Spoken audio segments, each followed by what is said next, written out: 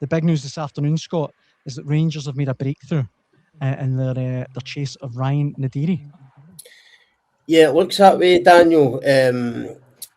Just in the last few hours, it seems there's been a kind of change of tact for Rangers because certain things not falling into place. I mean, on Friday night, the kind of latest was that Rangers, they were determined to get one more in before the deadline, and at that point, I think the guy they wanted was Cameron Archer.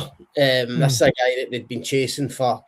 They've been put a lot of work into over the weeks. I think it's been a long-term thing, weeks and months maybe, to try and get Cameron Archer up and loan. And it looked as if a deal had been agreed. I think that was the one they wanted. Obviously, Naderi was always in the background, but I think that was seen as maybe more long-term, potentially lining that up for next season.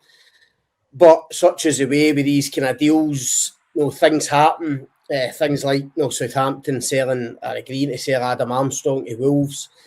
And that obviously complicates matters. And it looks as if today Rangers have now turned their attentions back to Naderi and are trying to push that deal through to get it done now. We think the players in Manchester for a medical.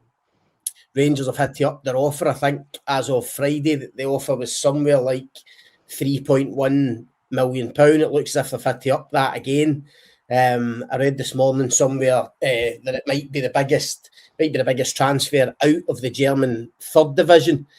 So it shows you how much Rangers desperately want a striker or desperately want an attacker in. They've now seemed to have kind of pinned their hopes on getting Naderi done now. And yeah, I think that will be their main.